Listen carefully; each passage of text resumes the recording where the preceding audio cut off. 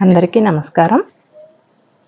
ఈరోజు మనం మాట్లాడుకునేటువంటి విషయం, చాలామందికి వాళ్ళు ఏం పొరపాట్లు చేస్తున్నారు, తప్పేంటి ఒప్పేంటి అనేది తెలియదు. చిన్న వయసులో అయినా పెద్ద వయసులో అయినా కొంతమంది మనస్తత్వం, తల్లిదండ్రులు నాయన ఇది తప్పు, ఇలా చేయకూడదు, అలా చేయకూడదు అని చెప్పినప్పుడు వింటారు, అర్థం చేసుకునే ప్రయత్నం కూడా చేస్తారు. కానీ మరికొద్ది మంది పిల్లలు మొండితనం చేస్తారు, వినను అని చెప్తారు. చిన్నతనమే అయినా, చిన్న వయసే అయినా కూడా మాటలు బాగా వచ్చిన పిల్లలు అంటే 9 సంవత్సరాలు 10 సంవత్సరాల పిల్లలు ఇది తప్పు, ఇలా చేయకూడదు, ఇంకోసారి చేస్తావా, అలా అంటే నేను ఇలాగే చేస్తాను, నేను ఇలాగే చేస్తాను అని మొండిగా మాట్లాడుతూ ఉంటారు. ఇలాంటి పిల్లలే క్రమంగా పెరిగి పెద్దవాళ్ళు అయ్యాక కూడా వాళ్ళ గుణం అనేది మారదు. కాస్త అప్పుడప్పుడు వినేవాళ్ళు పెద్ద పెరిగాక కూడా వాళ్లకు వినే గుణం ఉంటుంది. అప్పుడప్పుడు వినని వాళ్లకు వినని మొండి గుణమే ఉంటుంది. ఎవరు ఎన్ని చెప్పినా కూడా వాళ్ళు చేయాలనుకున్నది మనసులో ఏముంటుందో అది చేసి తీరుతారు చివరికి. ముఖ్యంగా వాళ్ళు చేసేటువంటి అల్లరి, తప్పుడు పనులు సరిచేసే ప్రయత్నం చేసే తల్లిదండ్రులని వాళ్ళు శత్రువులుగా భావిస్తారు. భావించి వాళ్ళు ఏం చెప్పినా సరే, మంచి చెప్పని ఏమైనా చెప్పని, వీళ్ళు చెప్పింది వినొద్దు అనే ఉద్దేశంతో వాళ్ళ మనసులో తల్లి అన్నా తండ్రి అన్నా చెడు భావనే వాళ్ళ మనసులో ఉంటుంది. నేను ఈరోజు కేవలం తల్లిదండ్రులను అపార్థం చేసుకునే సంతానం గురించి మాత్రమే ఈరోజు టాపిక్ నేను మాట్లాడుతున్నాను. వాళ్ళు అలా అపార్థం చేసుకోవడానికి కారణం ఏమిటి, ఎందుకు అపార్థం చేసుకుంటున్నారు, ఎందుకు వాళ్లకు తల్లిదండ్రులను అర్థం చేసుకునే గుణం ఉండట్లేదు అనే టాపిక్ ఈరోజు మనం మాట్లాడుకుంటున్నాం. చిన్నతనంలో తెలుసో తెలియకో నాన్న జేబులో నుంచి, లేదా అమ్మ పర్సులో నుంచి, లేదా స్నేహితుల దగ్గర నుంచి చిన్న చిన్న దొంగతనాలు, డబ్బులు కానీ బొమ్మలు కానీ తీయడం అనే అలవాటు ఉన్న పిల్లలు ఉన్నారనుకోండి, తల్లి దృష్టికి ఫస్ట్ వస్తుంది. ఎప్పుడైనా కూడా ఆ తల్లి చెప్తే తండ్రి దృష్టికి వస్తుంది. తల్లి సహజంగా ఏమనుకుంటుంది అంటే, వీళ్ళు చేసే ఈ తప్పుని నేను సరి చేయగలను, నేను సరి చేస్తాను, ఒకవేళ నా వల్ల కాకపోతే వాళ్ళ తండ్రికి చెప్తాను అని అనుకుంటుంది. ఎందుకంటే బయట ఎన్నో పనుల్లో నిమగ్నమై ఉండేటువంటి తండ్రి తొందరగా ఆవేశపరుడై ఎక్కువగా దండిస్తాడేమో, పిల్లలు తట్టుకోలేరు అని ఆ మాతృ ప్రేమతో ఆమె వాళ్ళను 4 మాటలు కోపం చేయటం, తప్పదు అన్నప్పుడు కాస్త కొట్టడం లాంటివి చేస్తుంది. తండ్రి వరకు పోనివ్వకుండా 70% ఆమె తన మీద బాధ్యతగా వేసుకుంటుంది. ఇక ఆ తర్వాత ఎప్పటికో తండ్రి దృష్టికి వస్తుంది. అప్పుడు తండ్రి అంటాడు, ఏమిట్రా వెదవబుద్ధి, ఎప్పుడు నేర్చుకున్నావు, నాకు ఇంతవరకు తెలియనే లేదు అంటాడు. పైగా అతను ఏమంటాడంటే, వాడు ఎప్పుడైతే ఇలా మారాడో నాకు చెప్పలేదు చూడు, అది పెద్ద తప్పు. అంటే ఫస్ట్ తప్పు ఎవరు చేశారు ఇక్కడ, నువ్వు చేశావు అని తల్లిని వేలెత్తి చూపిస్తాడు తండ్రి.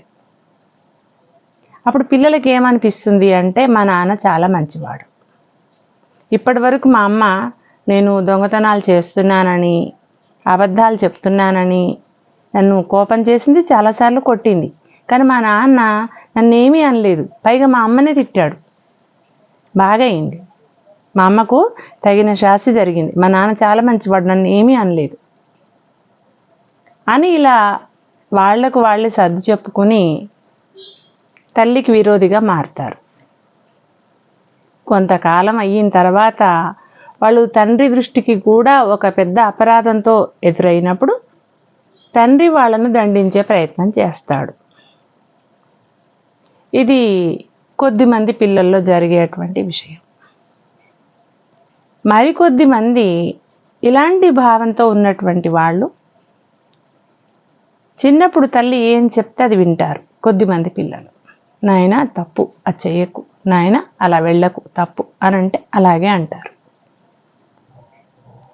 ఆ తల్లి ఏమైతే నేర్పుతుందో వాళ్ళకి అది వింటూ అలా నమ్రతగా పెరిగి పెద్ద అయినటువంటి పిల్లలు వీళ్ళొక కేటగిరీకి చెందినటువంటి వాళ్ళు. వీళ్లకు వినటము ఆచరించడం ఈ రెండే తెలుస్తాయి. కానీ నిజానికి అసలు డిపెండ్ అవుతున్నాను నేను, దీంట్లో నిజము అబద్ధము రెండు తెలుసుకోవాలి. అమ్మ ఇది తప్పు అంటుంది, ఆ తప్పు అవునా కాదా అని తెలుసుకోవాలి. వాళ్ళు ఒక గుడ్డిగా వాళ్ళు అమ్మ చెప్పేవని నిజమే అవుతున్నాయి కనుక అమ్మ చెప్పినవి వినాలి.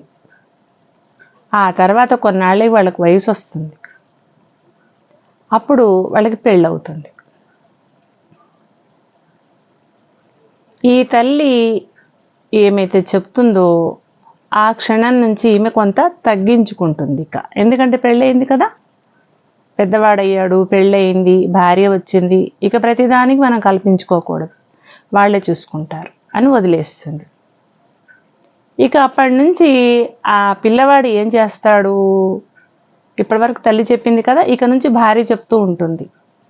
మరి తల్లి చెప్పినవన్నీ నిజాలే కదా, అదిగో వాడు మంచివాడు కాదు, వాడితో ఫ్రెండ్షిప్ చేయకు అంది. నిజమే, వాడితో ఫ్రెండ్షిప్ చేసిన వాళ్ళందరూ కూడా వ్యసనపరులు అయ్యారు.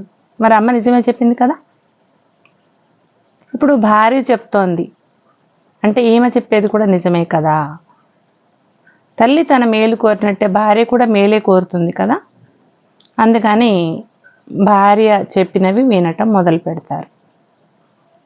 ఇక్కడ ఇద్దరు స్త్రీలే, ఇద్దరు అతని మేలు కోరేవారే. కానీ ఇప్పుడు తల్లి మాటకు వినాలంటే అతనికి అంతగా నచ్చట్లేదు. భార్య చెప్పే మాటలు చాలా ప్రీతిగా ఇష్టంగా అనిపిస్తున్నాయి. కారణం ఏమిటి, తన తనువులో నుంచే పుట్టినటువంటి పిల్లవాడు ఆమె పేగు బంధాన్ని తెంచుకొని పుట్టాడు. 9 నెలలు మోసింది, నొప్పి పడింది, పేగును కత్తిరించి పిల్లవాడిని బయటకిచ్చింది. ఇన్ని బాధలు పడ్డా కూడా ఆ తల్లి చేయలేని పని ఒకటి ఉంది. ఆమె చేయలేని పని ఇక్కడ భార్య చేసే పని ఒకటి ఉంది. తల్లి చేసిన అన్ని పనులు భార్య చేస్తుంది, కానీ తల్లి చేయలేని పని కూడా భార్య చేస్తుంది. ఇక్కడ ఒకటి ప్లస్ పాయింట్ భార్యకి. అందువల్ల ఆ పెరిగినటువంటి వాడు, కొడుకుగా పెరిగినటువంటి ఆ యువకుడు భార్యకు బానిస అవుతున్నాడు. ఏమిటి ఆ ఒక్కటి, తనువంతా చీల్చి పుత్రుడిగా బయటికి ప్రపంచానికి పరిచయం చేసిన ఆ తల్లి చదువు నేర్పింది, విద్య నేర్పింది, తినటం నేర్పింది, రుచులు నేర్పింది, ఆరోగ్యం నేర్పింది, సంస్కారం నేర్పింది. కానీ అతనికి సుఖపడటం, ఎలా సుఖపడాలి, ఏ విధంగా సుఖపడాలి అనే విషయంలో తల్లి అతనికి సహాయం చేయలేదు. తల్లిగా ఆమె చేయకూడదు. అందుకని అతను సుఖపడటం కోసం, అతనికి సుఖం నేర్పటం కోసం ఒక ఇంటి నుంచి అమ్మాయిని తీసుకొచ్చి అతనికిచ్చి పెళ్లి చేసింది. ఆ రోజు నుంచి అతను సుఖపడుతున్నాడు, ఆ అమ్మాయితో అతను సుఖపడుతున్నాడు. అద్భుతమైనటువంటి సుఖం. ఆ సుఖంలో ప్రపంచాన్ని మర్చిపోతున్నాడు, తల్లిని కూడా మర్చిపోయాడు. వివేకం అక్కడ పనిచేయలేదు. నా తల్లి అన్నీ నేర్పింది, ఇది తను చేయకూడదు కనుక నాకు భార్యను తీసుకొచ్చి ఈ సుఖాన్ని పరిచయం చేసింది అనే విషయాన్ని మర్చిపోయి, నాకింత సుఖం ఇస్తున్న ఈ స్త్రీ ఏది చెప్పినా అది కరెక్టే అని ఆమె చెప్పే మాటల్ని వింటూ తల్లిని దోషిగా పరిగణిస్తున్నాడు. ఇక్కడ సంస్కారం పోగొట్టుకుంటున్నాడు. దాంతో ఏమవుతుంది, అమ్మా అని పిలిచే ఆ తియ్యటి పిలుపుని పిలువడానికి నోరు రావట్లే. ఎంత సంస్కారహీనత కదా. చిన్నప్పటి నుంచి దెబ్బ తగిలినా, నొప్పి తగిలినా, గాయమైనా, జ్వరం వచ్చినా ప్రతి చిన్నదానికి కళ్ళల్లో ఒత్తులు వేసుకుని తెలిసిన వాళ్ళు తెలియని వాళ్ళు ఆ అబ్బాయి మీద దిష్టి పెట్టినా ఏదో పిచ్చి తల్లి ఉప్పు తిప్పేసి మిరపకాయ తిప్పేసి ఏవేవో చేసి గుండెల్లో పెట్టుకుని కొడుకును కాపాడుకున్న ఆ పిచ్చి తల్లి ఇవాళ అమ్మ అనే పిలుపుకి అర్హత లేదనిపించి అమ్మ అని పిలవడం మానేస్తున్నాడు ఆ యువకుడు. ఇదివరకు మనకు పాత సినిమాల్లో ఎన్టీ రామారావు సినిమాల్లో ఒక పాట, అద్భుతమైనటువంటి పాట, అమ్మ అని పిలిచినా ఆలకించవేమమ్మా. వ్యసనపరుడై ఆ కొడుకు తల్లిని కొట్టి తండ్రిని హింసించి వాళ్ళని ఇంట్లో నుంచి వెళ్ళగొట్టాడు. దుర్వ్యసనాలకు అలవాటు పడి అలా దుర్వ్యసనాలకు అలవాటు పడ్డ కొడుకుగా ఎన్టీ రామారావు గారు నటించారు, అద్భుతంగా నటించారు. చివరగా ఆయనకు ఒక శిక్ష పడింది, కాళ్ళు చేతులు పనిచేయకుండా అయ్యాయి. ఆ సమయంలో తల్లి చెప్పిన మాటలు గుర్తుకొచ్చాయి, దైవం లాంటి తండ్రి గుర్తుకొచ్చాడు. అప్పుడు అమ్మా నువ్వు అంత చెప్పినా నేను వినలేదు, ఈరోజు నాకు ఇటువంటి దురవస్థ వచ్చింది, నా కాళ్ళు చేతులు పనిచేయటం లేదు, ఇప్పుడు నన్ను ఎవరమ్మా ఆదరించేవాళ్ళు అని అమ్మా అమ్మ అని అరుస్తూ ఉంటాడు. మరి మనకున్నటువంటి వేమన లాంటి మహా కవులు పద్యాల్లో కూడా ఒక మంచి పదాన్ని పొందుపరిచి మనకు ఒక పద్యం అందించారు. అమ్మ అనే పదము పిలువలేనటువంటి నోరు, పిలువడానికి ఇష్టపడనటువంటి నోరు పాడుబడిన బొందతో సమానం. ఎక్కడైనా గోతులు తీసినప్పుడు, ఇదివరకు బావులు తీసేవాళ్ళు, ఆ బావి వద్దు పాడైపోయింది అన్నప్పుడు దాన్ని చెత్త చెదారం పోసి దాన్ని పూడుస్తూ ఉంటారు, దాన్ని పాడుబడిన బొంద అంటారు. ఈ అమ్మాని పిలవడానికి ఇష్టపడనటువంటి ఈ నోరు చూస్తే బయటికి ఇలా మనకు చిన్నగా కనిపిస్తోంది కదా, ఇక్కడ పెదవుల దగ్గర నుంచి మొదలు పెడితే ఈ గొంతు దగ్గర వరకు చూసి ఇది కూడా ఒక లోతైనటువంటి గొయ్యి లాంటిదే. కనుగుడ్లు ఒక గొయ్యి లాంటివే, చెవులు లోపలి భాగం వరకు సొరంగంలా ఉండి అవి ఒక గొయ్యి లాంటివే, గొంతు అలాంటిదే. మన శరీరం అంతా కూడా గుహల నిర్మాణం. అందుకే నోటిని ఒక గొయ్యితో పోల్చి ఎవరైతే అమ్మాని పిలవడానికి ఇష్టపడరో ఆ శరీర భాగం పాడుబడిన బొందతో సమానం అని పోల్చారు. మంచి మంచి కవులు, పద్యాలు రాసినటువంటి మంచి కవులు ఆ పిలువనటువంటి సంతానాన్ని పాడుబడిన బొందతో పోల్చారు, వాళ్ళ నోటిని. అంటే అమ్మ అనే పదం ఎంత అమృతప్రాయం కదా, ఎంత విలువైంది. ఇవాళ అమ్మ అని పిలిచేటువంటి సంతానం లేని వాళ్ళు కూడా ఆ పిలుపు కోసం వేదన పడుతున్నారు, కష్టపడి సంతానాన్ని పొందుతున్నారు. మరి వాళ్ళు సంతానం పొందేటప్పుడేమో అభిమానపడి, వేదన పడి, కష్టపడి, ఇష్టపడి అంటున్నారు. మరి వాళ్ళను కన్న తల్లిని తండ్రిని మాత్రం అమ్మ అని పిలవడానికి నోరు రాక పిలవటం లేరు.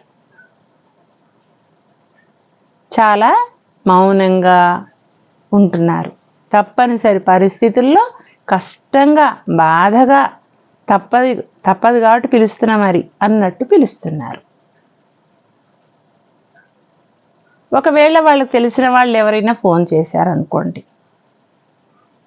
అవతలి వాళ్ళు స్త్రీలు అనుకోండి, లేదు దారిన పోయే వాళ్ళు అనుకోండి, ఏమండి ఈ బస్సు అక్కడికి వెళ్ళాలి, ఈ బస్సు వెళ్తుందా అని అడిగారు అనుకోండి, అమ్మా ఎక్కడికి వెళ్ళాలి మీరు? అక్కడికా? ఈ బస్సు వెళ్ళదమ్మా, నేను ఒక 2 నిమిషాలు ఉండి వచ్చే బస్సు మిమ్మల్ని ఎక్కిస్తానమ్మా అని అలా దారిన పోయే స్త్రీని అతి వినయంగా అమ్మ అమ్మ అని పిలుస్తారు. ఫోన్లో మాట్లాడితే కూడా ప్రతి స్త్రీని అమ్మ అని పిలుస్తారు, ఒక కన్న తల్లిని తప్ప. కన్న తల్లిని తప్ప ప్రతి స్త్రీని అతి వినయంగా అమ్మ అని సంబోధిస్తారు. వాళ్ళేమనుకుంటారు, అబ్బా ఎంత మంచివాడు, చాలా గొప్పవాడు, అసలు అమ్మ అనే పదంతో సంబోధిస్తాడు అనుకుంటారు. ఎంత నీచుడు, ఎంత నీచుడు. కన్న తల్లిని అమ్మ అని పిలువని ఆ నోరు ఉంటే ఏమిటి, లేకుంటే ఏమిటి? ఏదైనా అనారోగ్యం వచ్చి ఆ నోరు ఒకవేళ పనిచేయకపోయినా బాధపడవలసిన పని లేదు. ఎందుకంటారా? తినడానికైతే ఉపయోగపడుతుంది కదా. అమ్మ అని పిలవనప్పుడు ఇంకెందుకండి ఆ నోరు? అమృతంతో సమానమైనటువంటి ప్రేమను పంచినటువంటి అమ్మ అనే ఆ పిలుపుని నీకు కోపం వచ్చి పిలవడం మానేశావు కదా. నీకు ఆ పిలుపు అవసరం లేదని అనుకున్నావు కదా.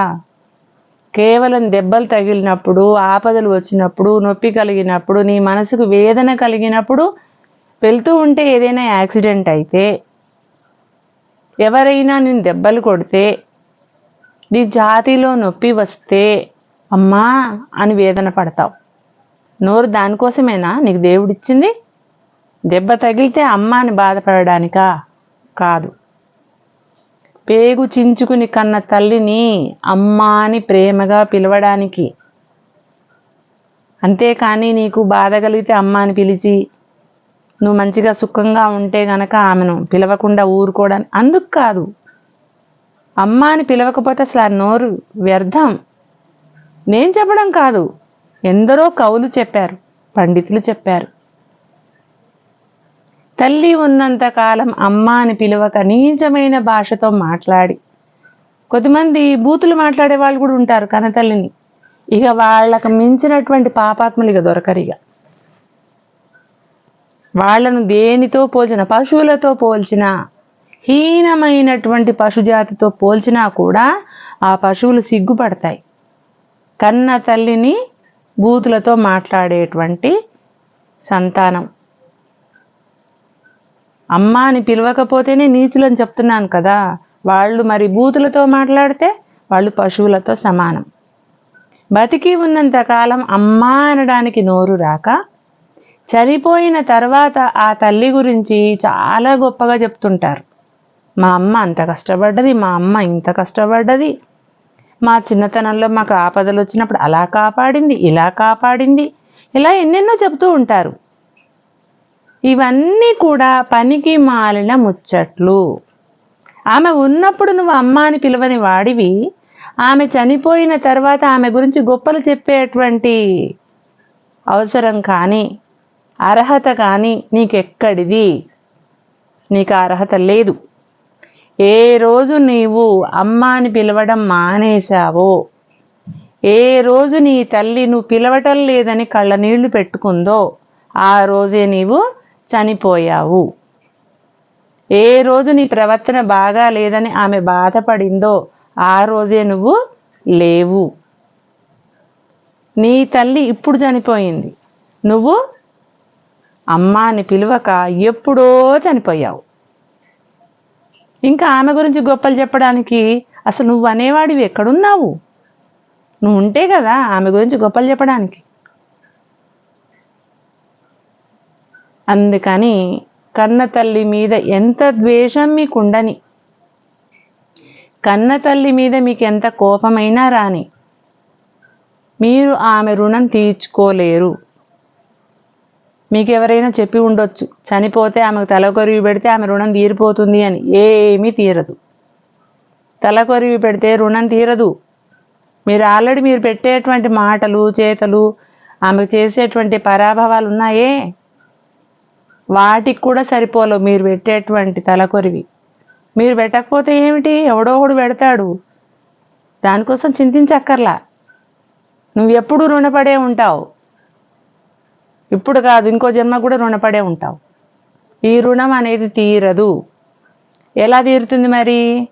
నువ్వు ఆమెను ప్రేమగా చూసి, ఆమెను మనస్ఫూర్తిగా ప్రేమగా అమ్మ అని పిలిచి, ఆమె ఆకలి దప్పులు చూసి, ఆమె ఆరోగ్యము అనారోగ్యము గమనిస్తూ ఉండి, మందులు ఇప్పిస్తూ ఉండి, ఆమెకు గనక అనారోగ్యం ఉంటే నువ్వు చేదోడుగా ఉండి, ఆమెను కూర్చోబెట్టి పడుకోబెట్టి ఆమె వ్యవహారాలన్నీ నువ్వు చూస్తూ, పర్యవేక్షణలో ఆమెకు ఆరోగ్యాన్ని ఇస్తూ, ఆమెకు ఆహారం సమయానుకూలంగా పెడుతూ, ఆమెకు అన్ని విషయాల్లో చివరి శ్వాస వరకు నువ్వు ఆమెను గమనిస్తూ, అలా నీ చేతుల మీదుగా ఆమె ఒకవేళ సంతోషంగా మరణిస్తే అప్పుడు నువ్వు తలకొరివి పెడితే నీ రుణం తీరిపోయింది. ఆమె పడ్డ నొప్పులకి, నిన్ను పెంచినటువంటి ఆమె పడిన బాధలకు, నిన్ను పెంచడానికి పడినటువంటి వేదనకు, నువ్వు చేసినటువంటి సేవకు అది సరిపోయింది. ఆమె పడినటువంటి పురిటి నొప్పులకు నువ్వు తలకొరివి పెట్టినందుకు సరిపోయింది. ఇవేవి చేయకుండా నేను తలకొరివి పెట్టాను, తల్లి రుణం తీరిందంటే కానే కాదు. మరికొద్ది మంది ఇంకా చాలా తెలుసుకుంటారు. తిట్టేటప్పుడు తిడతారు, అనేటప్పుడు అంటారు. మాతృదేవో భవ. ఫస్ట్ నమస్కారం ఎవరికి? తల్లికి. అందుకని పాదాలు కడిగి, పువ్వులు వేసి, అలంకారం చేసి, అక్షింతలు వేసి చాలా బాహాటంగా కాశీయాత్రలు చేసి వస్తుంటారు. అప్పుడు సంతర్పణలు చేస్తూ ఉంటారు. చాలా బంధుబలగాన్ని పిలుచుకొని అంతమందిలో అమ్మా అని పిలవడానికి ఇష్టపడని వాళ్ళు అంతమందిలో ఆమెను కూర్చోబెట్టి పాదపూజ చేస్తారు.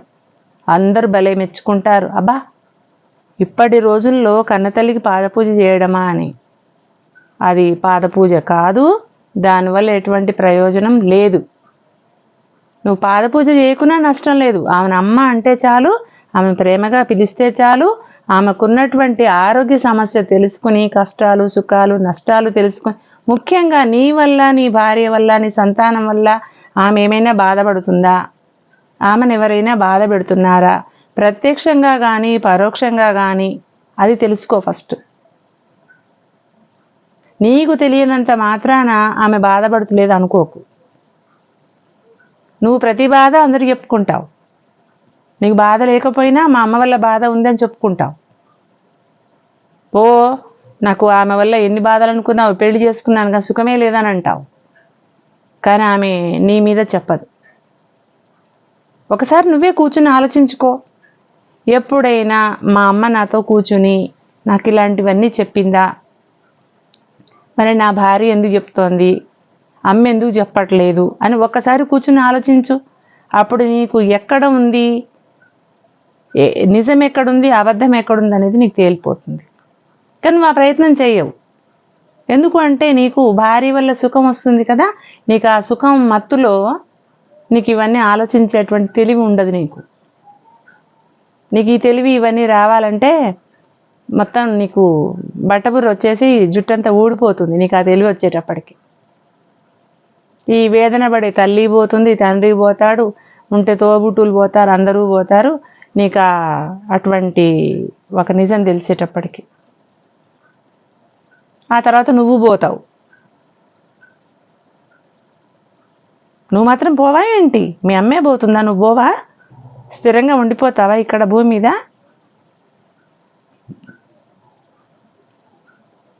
మరి ఏం చెప్పాలనుకుంటున్నారు ఈరోజు ఈ వీడియో ద్వారా? మీరు ఏ చదువైనా చదువుకోండి, ఏ చదువు చదవకపోండి, మీరు అక్షరాస్యులైనా నిరక్షరాస్యులైనా ఎవరైనా పర్వాలేదు, ఢిల్లీకి రాజైనా పర్వాలేదు, ఏ పని లేక ఊరికే అలా రోడ్డు మీద అవారగా తిరుగుతున్న వాళ్ళైనా పర్వాలేదు, కన్న తల్లిని మీ మనసులో ఎంత కోపం ఉన్నా కూడా ప్రేమగా అమ్మ అని పిలవండి. నిర్లక్ష్యంగా పిలవకండి. పిలవాలి కదా అని మొక్కుబడిగా పిలవకండి. అవసరం ఉన్నప్పుడు వెకిలితనంగా 1కి 4 సార్లు అమ్మా అమ్మా అమ్మా అని అలా పిలవకండి. ఏదో ఉయ్యాల్లో పడుకున్న చిన్నవాడు పిలిచినట్టు వాడు ఇదొచ్చినా పిలుస్తాడు, ఇదొచ్చినా పిలుస్తాడు. అట్లా అవివేకంగా 1కి 4 సార్లు పిలిస్తే ప్రేమ ఉన్నట్టుగా నటించకండి.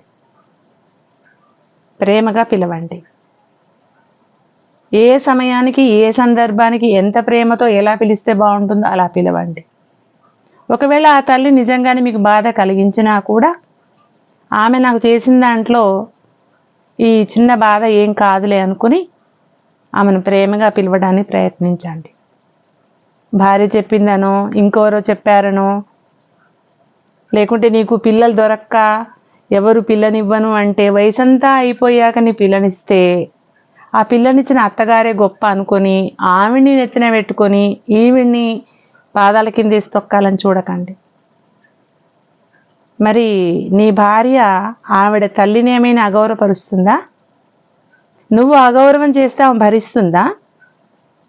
మరి నీ తల్లిని నువ్వెందుకు గౌరవించవు? నీ భార్య గౌరవించకపోతే నువ్వెందుకు బుద్ధి చెప్పవు? ఇదొక్కటి ఆలోచించండి ఫస్ట్. మీ అత్తగారిని మీరు అగౌరవం చెయ్యరు, ప్రేమగా చూస్తారు. ఎప్పుడైనా కోపం వచ్చి ఆమెను అగౌరవంగా మాట్లాడితే నీ భార్య ఊరుకుంటుందా? ఆమె ఫస్ట్ నీకు బుద్ధి చెప్తుంది.